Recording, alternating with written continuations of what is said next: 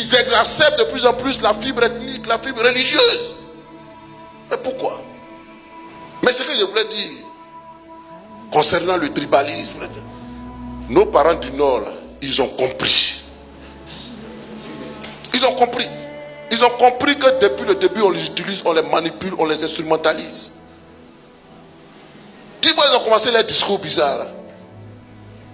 Les Boussoumani, les non-Boussoumani, si les gens arrivent, ils vont se venger de vous. Ça, depuis 1999, vous êtes en train de dire ça. Aujourd'hui, ils ont compris. Et ce discours-là ne passe plus. Parce que dans cette salle, il y a des gens du Nord dedans. Dans cette salle, il y a des gens. Derrière moi, il y a des gens du Nord. Dans le PDCI, il y a des gens du Nord. Dans le PPACI, jusqu'à la direction, il y a des gens du Nord. Bon, GPS, c'est le Nord.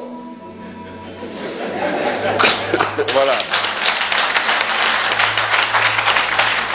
GPS, c'est le Nord. Mais si tant est vrai que c'était le pouvoir du Nord, des enfants du Nord, qu'est-ce que Soro cherche en exil? Lui qui est un enfant du Nord. Kambarate Souleman, mon ami Soul Toussoul, qui va et qui vient, qui passe son temps entre le domicile et le palais de justice. C'est un enfant du Nord. On s'est connu depuis la fac. C'est un enfant du Nord. Donc, c'est fini ce discours tribaliste. Ce discours ethniciste. C'est terminé. Personne n'en veut aux populations du Nord. Personne.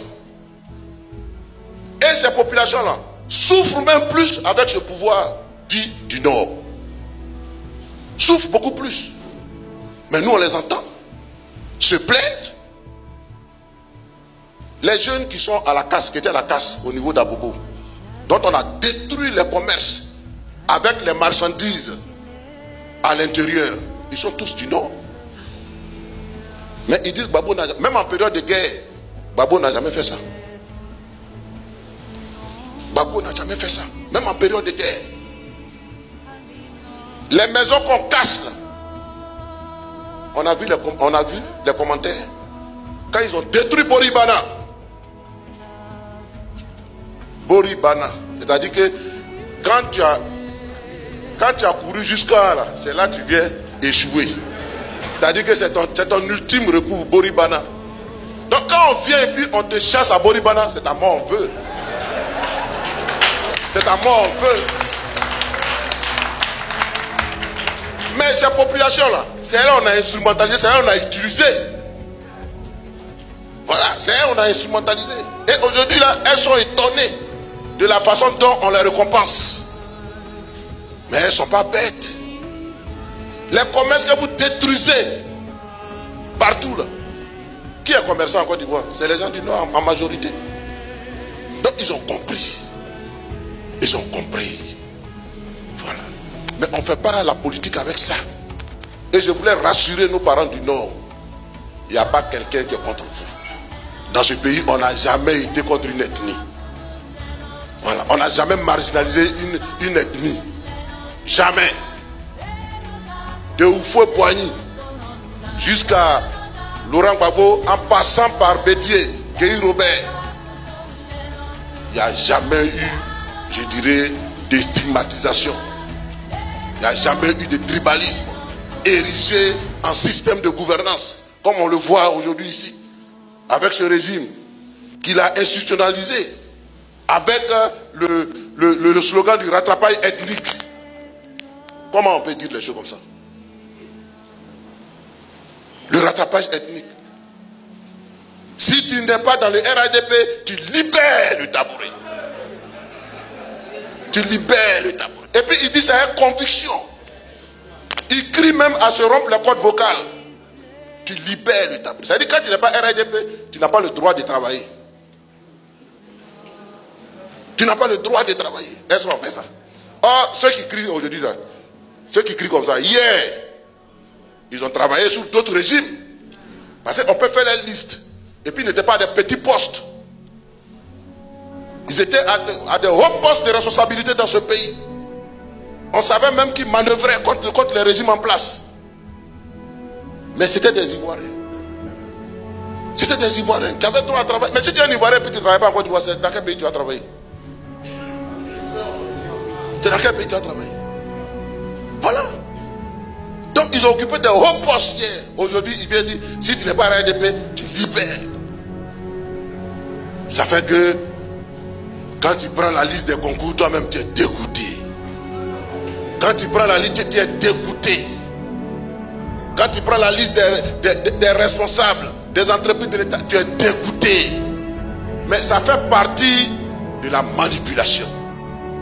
Ça fait partie de la manipulation. Et on ne va pas tomber dans ce piège-là de l'instrumentalisation ethnique dans laquelle on veut nous mettre. On ne va pas tomber dans ce piège. Parce que les populations du Nord, elles ne sont pas dans ça. On fait croire que c'est un pouvoir du Nord. Et donc, quand tu vois les concours, là, mais les gens qui prennent là, on ne les connaît même pas. Il y a beaucoup qu'on ne connaît même pas en Côte d'Ivoire ici. On ne les connaît pas. Donc, ce n'est pas les populations du Nord. Et j'insiste là-dessus. Parce que on ne fait pas la politique sur la base ethnique, sur la base religieuse. C'est avec sa politique que des personnes comme Laurent Gbagbo sont arrivés au pouvoir. Sont arrivés au pouvoir. Bien qu'il n'était pas d'une ethnie hyper majoritaire. Mais il a vendu un rêve, il a vendu un projet. Et puis les gens ont adhéré. C'est de ça qu'il s'agit. Voilà. Donc, chers camarades, chers frères et sœurs, nous sommes arrivés à un stade où on est obligé de manifester maintenant publiquement, sur la voie publique. Nous sommes arrivés à ce stade où on doit manifester sur la voie publique. Mais manifester sur la voie publique, là, c'est normal. Ça est dans la constitution ivoirienne. Manifester sur la voie publique, ça fait partie de nos droits constitutionnels. Et si c'est un droit pour nous, c'est un devoir pour l'État d'encadrer l'exercice de cette liberté-là. Donc c'est pourquoi, comme ils persistent dans leur volonté de braquer les élections. Comme ils veulent faire des élections à sens unique, en choisissant les candidats de nos partis respectifs.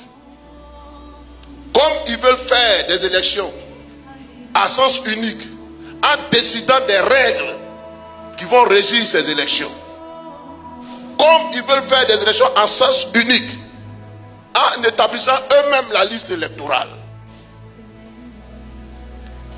Comme ils veulent faire des élections à sens unique, en faisant un mandat anticonstitutionnel. Nous sommes obligés de nous lever. Voilà. Nous sommes obligés de nous lever. Dans la limite des droits que nous offre la constitution ivoirienne.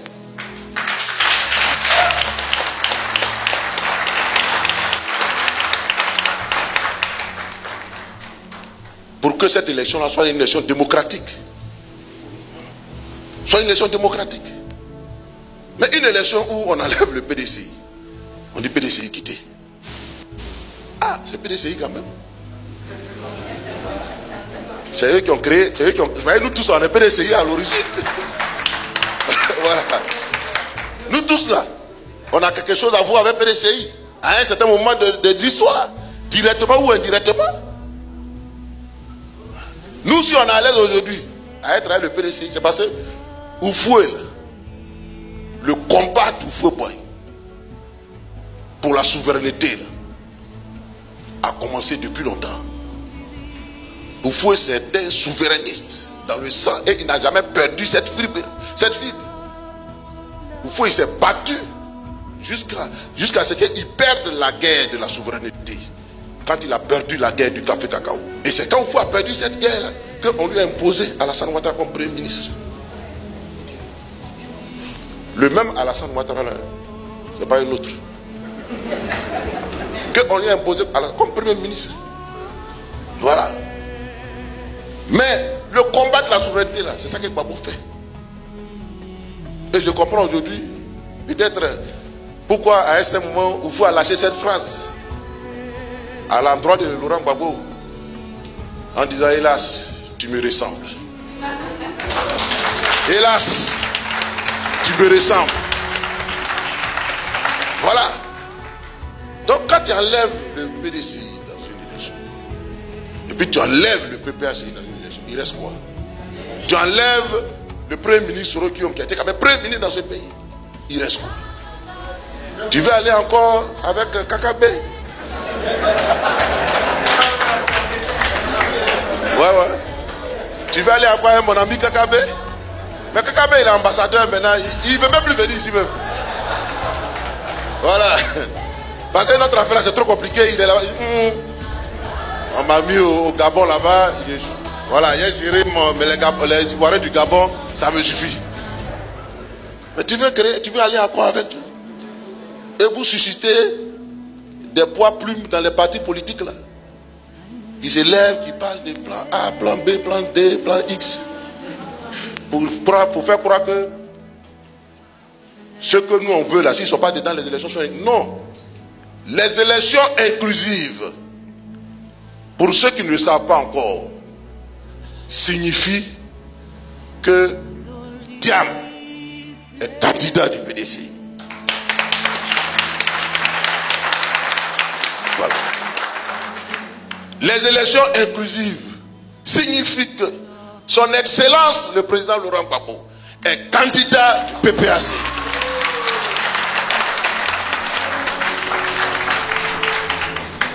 Ces élections inclusives signifient que le Premier ministre Guillaume Soro est candidat du RGPS. Voilà ce que signifie élection inclusive. Toute autre considération, toute autre signification est nulle et de nul effet. Est nulle et non avenue. Voilà. Donc on n'a qu'à se comprendre là où on est là. On n'a qu'à se comprendre. Et puis on n'a qu'à savoir exactement ce que les uns et les autres veulent. Voilà. Donc le 2, c'est la date que nous avons choisie. C'est Solibra. C'est là-bas le point de rassemblement. Voilà. Donc le 2, on est là-bas. Dès 8 h, on se regroupe là-bas. Et puis la marche va s'ébranler jusqu'à la place de la République.